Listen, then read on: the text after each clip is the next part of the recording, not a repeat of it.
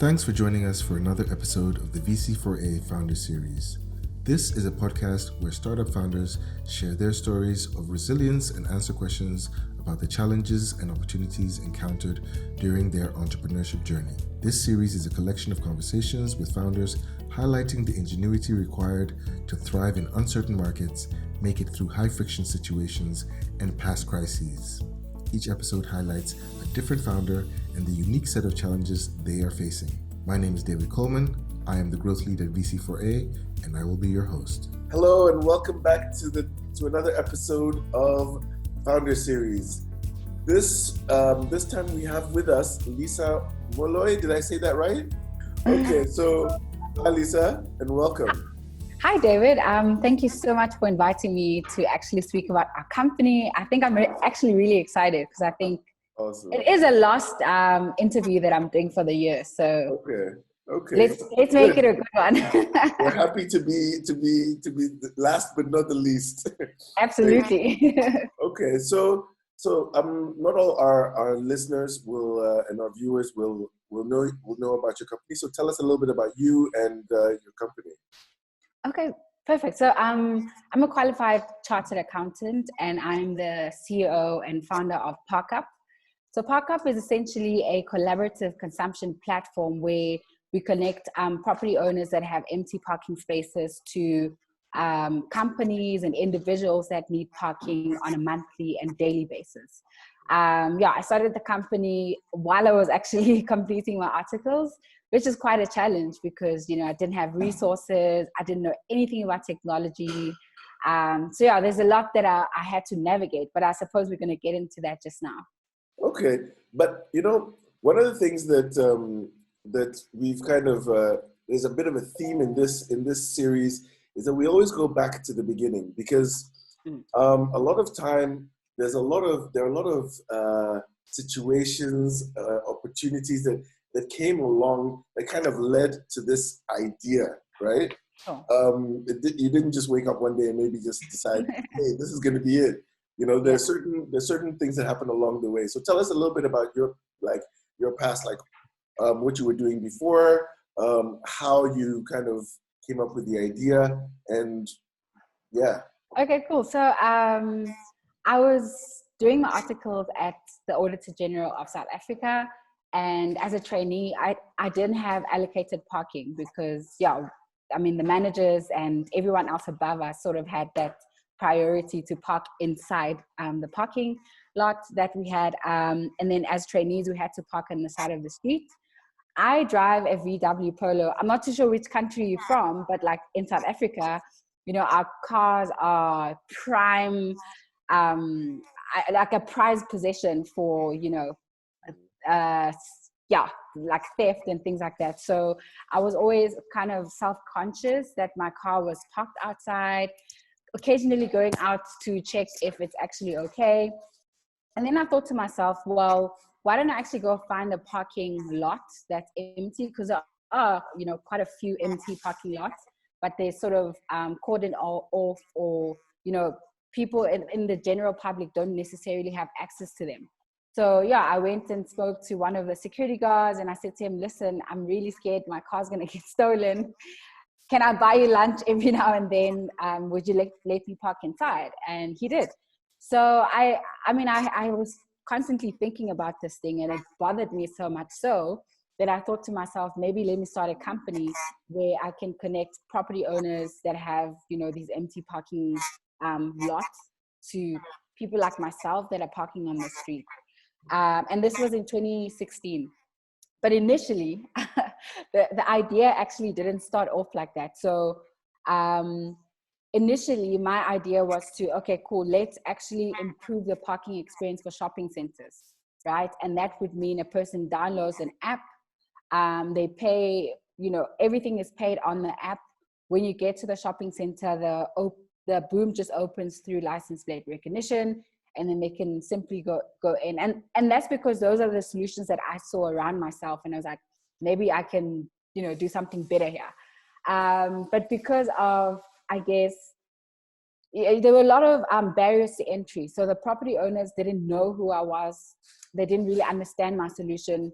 but also financially speaking, they would have to, I guess, spend a lot initially as an outlay to sort of get the solution going. And this was 2016 to about 2018. And then we got into this MTN solution space in Cape Town. And I remember the guy's name is Andrew Valentine. He started Zipcar from the UK. And he came to us and he said, this is not going to work.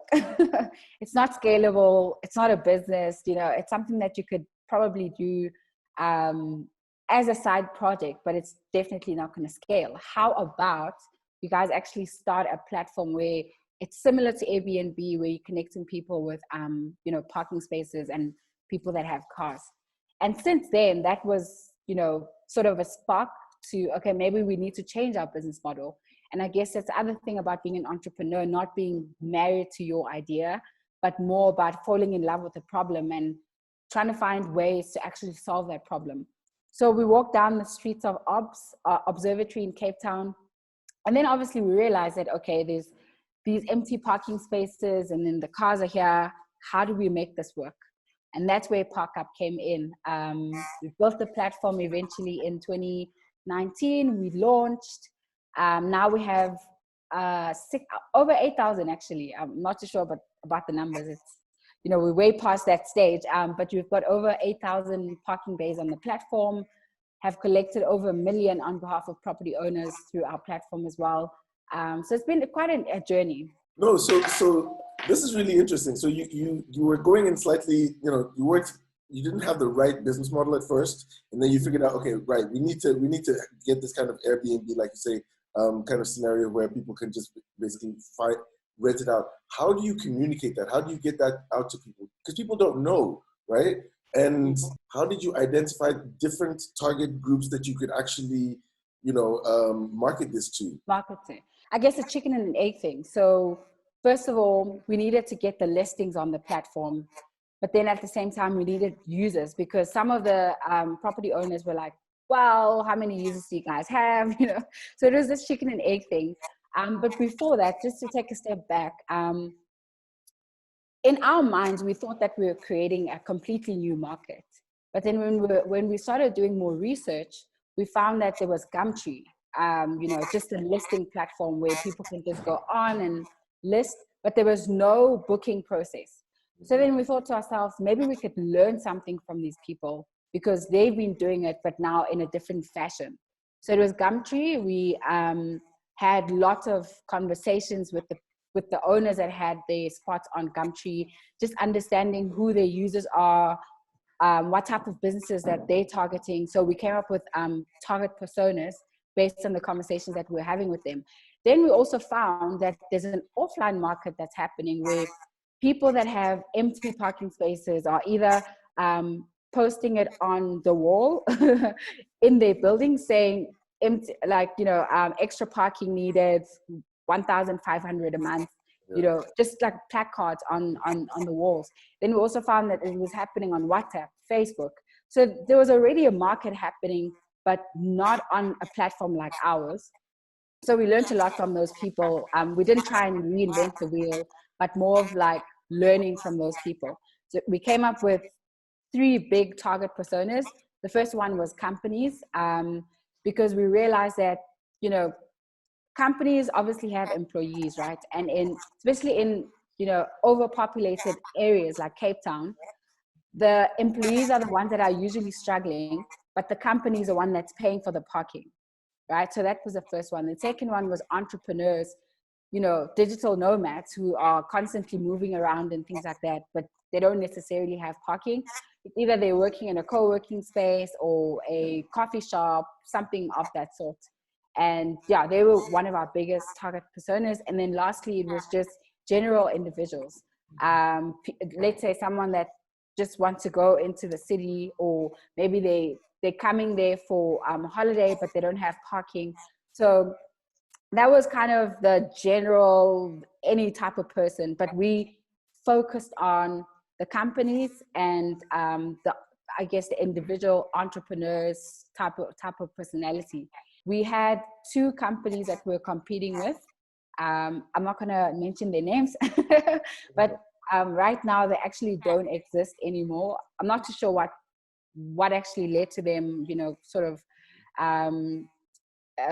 letting go of their companies, but it goes to show that we knew our customers, and we literally grew quicker than our competitors as well. So yeah. What was that point? Because of course, as you're building, as you're finding all of these opportunities. It's easy to just get sucked in, and you're just doing the work, and you've got your head down. What were you looking for that would really give you a sense of, okay, this is bigger than just a hobby? Yes, maybe you can tell that there's a market out there, but sometimes it's not easy to get that, to get that connect. What were you looking for? What were the milestones that you had in your head? The milestones. It's very interesting, because I guess when you're running a digital company, there's different milestones, right? So the first one was for us to get featured out there. And I mean, I know a lot of entrepreneurs speak about getting featured doesn't necessarily amount to anything. But I think for me, the more people are aware of your company, the better chance that you actually have of getting customers. Second of all, scale.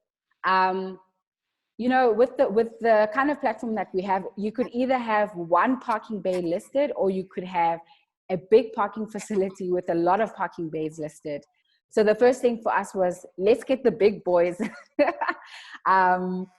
in our platform, and then we'll be able to get all the other customers.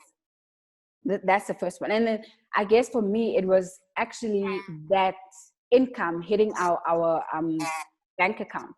Because I mean, listings, you can have a lot of listings on your platform, but it doesn't actually mean that you have a sustainable business. And for me, having a sustainable business is actually generating revenue. Let's talk a little bit more about like the support that you've gotten. So how do you're a young entrepreneur. This might be your first really serious business. Sure. And you need a lot of advice. Like nobody knows everything, right? So where do you look? Do you have mentors? Do you go to programs? Were you part of an accelerator, an incubator? Like, what did you do? Because there's so much pressure on you. So I've had a lot of advisors along the way. So when I started in 2020, I had he was more of a coach. He actually was part of the founding team of McDonald's, Shepherd Shaniwa, and he was more teaching me the business side of things, how to build a team, how to, I guess, negotiate, those sorts of things. And I learned that like very early on in my journey as an entrepreneur. Then, I mean, along the way, I've had many more. So I guess I'll stick to the current advisors that I have. So I've got Zola Malinga, who is a property entrepreneur herself. She's got a couple of businesses that she's running. She's well known within the property industry. So she's also kind of like that advocate, somebody that goes out, tells people about ParkUpp, what we do. Whenever I need to speak to a particular person or a CEO, she's the one that, does those introductions from a property perspective. And she's been very pivotal in my business. So how I met her is that I actually went to an event by YIPA, Youth in Property Association, and they happened to ask me to do like a 2-minute pitch, literally, to the audience.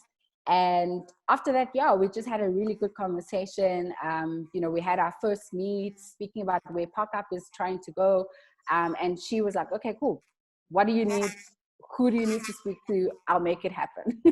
And then this year, I also had the opportunity to be a part of VC4A mentorship program. I was mentored by Bruno Gueth. He's not really in the property or the tech industry. And I think as an entrepreneur, you need to be able to learn from different types of people. Because in as much as I'm in the tech industry, a lot of the experience that I've received by just speaking to Bruno has been fundamentally important for our business to survive the year, and just how he was able to help us see that this is actually an opportunity. The fact that we've got a pandemic, people are obviously losing their businesses, but you need to see this as an opportunity for your business to grow and expand. And we also have Mark Fletcher on our advisory board. We actually met him at the end-to-end solution space. So he brings in a lot of business development, but he is in the tech industry as well. So I've learned a lot from him on how to actually sell a tech product.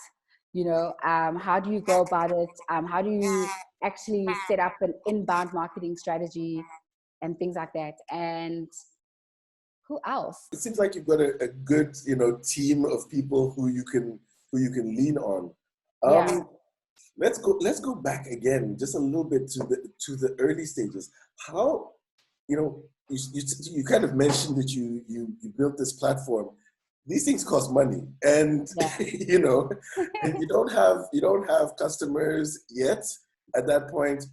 How have you managed? You know, did you get investment? Did you invest your own money? How did you get there? Because that's what a lot of entrepreneurs struggle with. Like, I've got a great idea. I believe in it. I think it, but you know, it costs money. You need a team. You need somebody, maybe a partner. Yeah. How did that build up for you? So when I started ParkUpp, I was actually lucky enough so I used to attend a lot of property events because I just love property and technology at the same time. And I happened to go to an event that was done by Cyber. So it's it's actually called South African Institute of Black Property Professionals. So I happened to go to one of the events and I met Sidise Musineke, who is our current angel investor. So he invested, you know, a bit of money for us. First of all, we paid a lot of school fees with the money that he gave us because we didn't know what in the world we were doing. So what we did with the money that he gave us, we went all the way to India, you know, trying to develop a product, which is super expensive, you know, in as much as obviously from a cost perspective or comparability perspective, people might say, you know, developing a product in India is quite cheap and all of that. But if you look at it from a startup perspective, there's a lot of scope creep. You're making mistakes. You don't actually know what product you actually need to build. You know, there's a lot of things that you kind of need to consider before you go and spend development. Like before you spend on development, right? So we didn't really do a lot of research when we were building initially. It was like, I have this cool idea. I just want to build it. And so there we were. And then we realized that this is not sustainable. There's no way we're going to be able to build a product if we go this route because we don't have all the money in the world, right? So I then built a team of people that I really trusted. I went to varsity with. They were now working for banks, or some of them were still in varsity studying engineering and that sort of thing. And I brought them in. I said to them, guys, this is a product that I want to build. Are you guys keen to join? You know, here's some equity. So yeah, so after that first big mistake that we made, we sort of scrapped everything because now we had to build an entirely new product. So we've been bootstrapping ever since. We haven't really raised, you know, our first series or that sort of thing. But yeah, we've been making it along the way until 2020. This year we've raised from One Billow, which is an accelerator in Boston. And yeah, there's such an amazing team of people, and we've been learning a lot from them as well. So I hear a lot of things that sound very familiar, and you know, it just shows that you're on the right path. You've got the team. You've got a great idea. Now, what do you think has been your unfair advantage? Sometimes it's timing. Sometimes it's, sometimes, you just happen to be there at the right time when people realize that there's a need. Sometimes it's the internal, it's the team, or it's the advisors that you get or whatever. I think number one is a perspective. We have a very unique perspective on how, first of all, you should be going about getting customers for your business.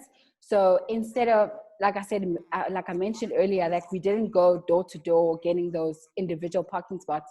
We went from like a top down approach where we got these big parking facilities, and then, you know, sort of, so it was more B2B and then kind of B2C, or allowing the company to become a B2C. But I think the other thing that really sets us apart is that we experiment a lot. So because of our lack of resources, we've been literally forced to squeeze out all the creativity that we have, and that's through experimentation. Where you don't have a lot to work with, unfortunately, you kind of need to rely on your own brain. So that's been our unfair advantage, the fact that we haven't been handed all the resources to do what we needed to do. So, and then you also mentioned how your business was hit by, you know, this year of COVID pandemic. Every business had to change. Has that changed your outlook for the future? Has this affected the way you are going to kind of make sure that your company is resilient moving forward?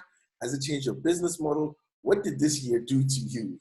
It was hard because 2020 was our year to sort of expand, you know, our year to sort of grow in leaps and bounds because of the plans that we had. I recently also went to Silicon Valley in January, just before lockdown. And that trip in itself was so amazing. And I thought, oh my gosh, I'm going back home. We're going to do so much. Only to find that when I land into the country, you know, lockdowns are being introduced in every country, etc. So that was, you know, a letdown.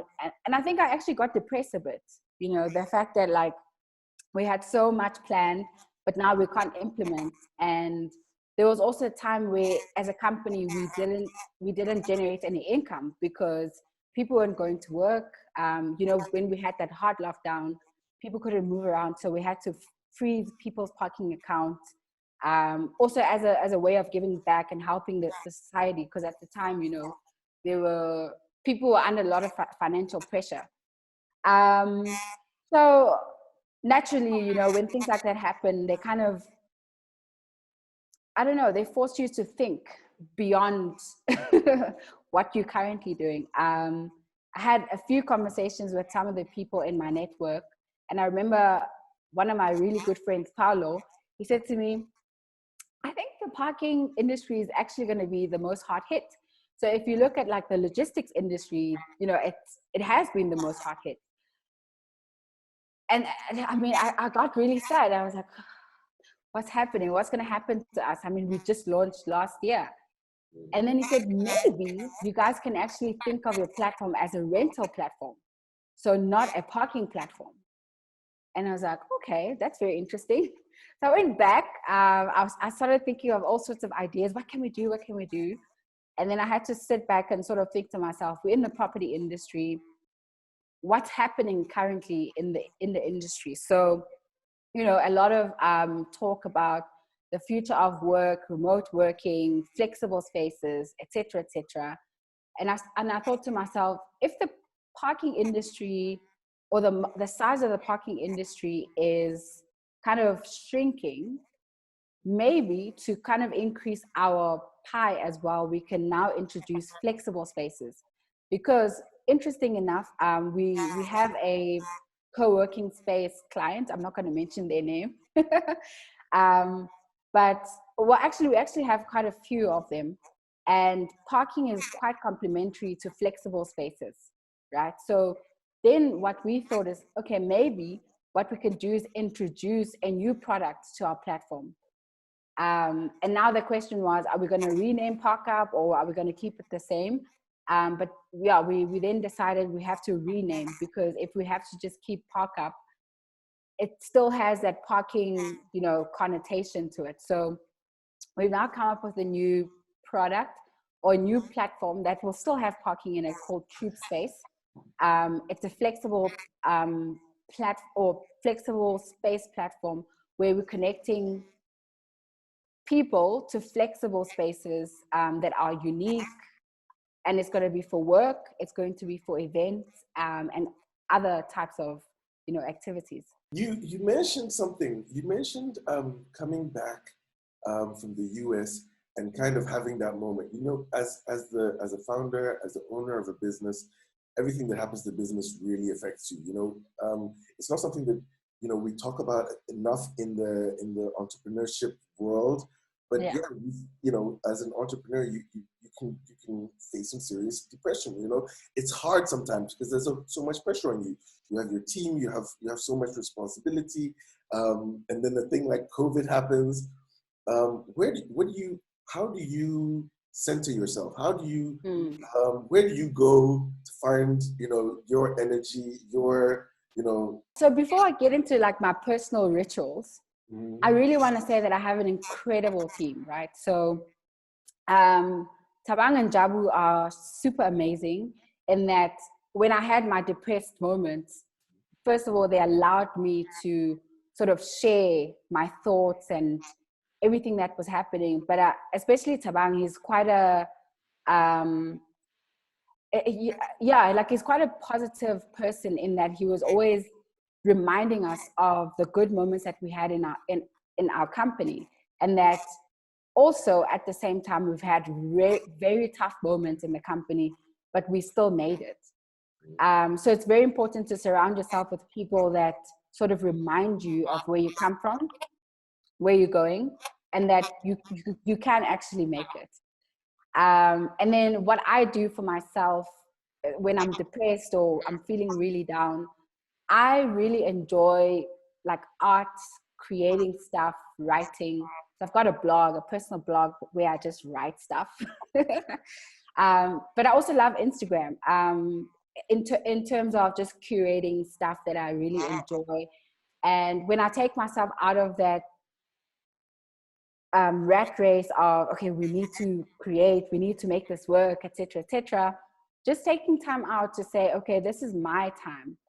I am going to go on Instagram and surf and just see things that I really enjoy and I just love watching. Also, what I do a lot is that I meditate.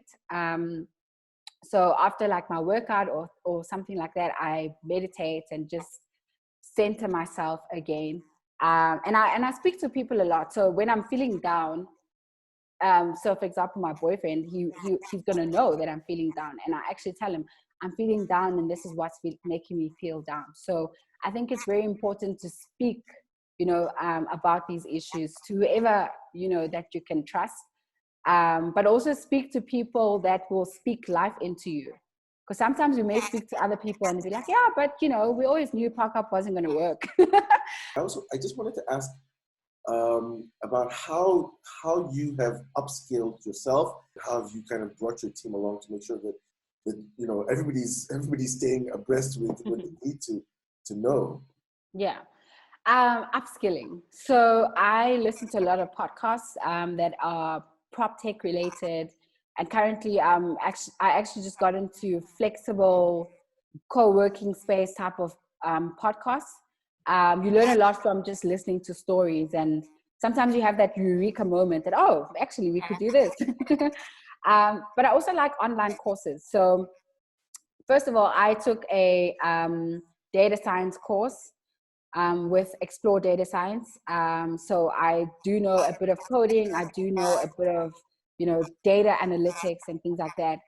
And I think, especially if you're going to be hiring people, you can't just hire people if you don't know what they're supposed to be doing in the company. So if you don't know like a bit of code, how are you going to be able to vet that person? And that's why I've done some of these courses, not because I want to code. I simply don't have the time for it, but I think because I'm also focused on other parts of the business, I think it was important for me to learn a bit of code so that I can vet my team. And then coming back to online courses. So currently I'm doing a digital content strategy course from HubSpot. Absolutely amazing, because as a digital platform, if you don't have an inbound marketing strategy, there's no way that you're going to be able to scale your business. If you're constantly going out, finding customers, you are the business at that point. It's not sustainable. So I've learned from that. And then what I also do is if I find something that's like noteworthy and I think the entire team needs to know about it, then we share with one another. We've got Slack, where we're constantly sharing some key articles, key videos, and things like that. And I think it's important so passing down that knowledge, because I mean, my team is mostly focused on code, making sure that the product is out there. But we have very inclusive, we have a very inclusive way of running the business where I couldn't make decisions about business without their input. So it's always just all of us having this, inclusive meeting, whether we're discussing development or discussing the business. And if I've learned something new, whether it's from a mentor or from online, I'll definitely tell the team about it, and vice versa as well. Okay. How big is your team currently? Like, our team, so we've got 3 developers, Tabang, Jabu, and Letu. Letu is our intern, and then we've got 2 other interns from the business side of things, Ella and Hedy from Hong Kong and France. So there's 6 of us at the moment. Nice. Okay, so on to my final question. What advice would you give to young entrepreneurs, early stage, who are maybe just starting out, have an idea? What have you learned on your journey that you wish somebody would have told you back then? Okay, lessons, right? The first one for me is the problem is much more important than the solution. So if you understand the problem better than anyone else, there's no, that is your competitive edge, and I think taking time to learn from other people on what they think about the problem, or what problems they've actually experienced concerning that particular field that you're trying to solve for, is probably the most important work that you need to do starting out. Then the other one is build the right team. And building the right team, is there's a few facets to it. It's the first one is the skill set that your team actually comes with. But I think the most important one is the internal team dynamics. So those soft skills. If you guys aren't able to be honest with one another about what's actually happening in your lives or your commitment to your business, it's not going to work. And in the long run, the cracks begin to show as well. And then the other thing that I've learned about building a team is that there's different stages. So it's forming, storming, norming, and then you perform. So now I guess we're at a stage where we're performing because we've been able to go through all parts of the stage. So the reason why I'm pointing this out is that sometimes you may think that you don't have the right, team members, but maybe it's not even that. It's just the fact that you're in this different part of, the process. So you as a leader kind of need to ascertain, is it because the person is not suitable for the team, or is it because the team itself is going through this process of creation? So, and I think the last one for me is being yourself. Don't imitate other people. Of course, you may have people that you look up to. I look up to, for example, Oprah. It's got nothing to do with tech, but I really look up to her. Elon Musk as well, just because of the way he thinks. But I could never aspire to be them. I can only aspire to be myself. And being yourself trickles down to so many parts of building a business as well. It's how you interact with your team members. It's how you interact with your customers. I mean, sometimes when I go to my customers, I go, in my jeans and my t-shirt, and people understand that that's who I am. And I'm showing them who they're always going to see, through the journey of our relationship together. And I think people really appreciate that. Excellent, Lisa. It's been awesome. I really enjoyed this. And so, all I can say is good luck. Sounds like you've got a great team. You've been through probably one of the hardest years. So and you're still here, still doing well. So that's just a sign of greater things to come. And we wish you all the best. Thank you so much for making the time to be on our little show. And yeah, keep in touch and talk to you again soon. Thanks for joining us today. If you're a startup founder looking for practical tips, check out the Startup Academy or connect directly with industry-leading experts through the mentorship marketplace. Be sure to keep an eye out for new programs and opportunities we make available as VC4A, or boost your capital raising efforts by registering a fundraising campaign request. Our services are free for entrepreneurs, so be sure to sign up at vc4a.com. Subscribe to our podcast and join us again next time. Till then, work smart and stay safe.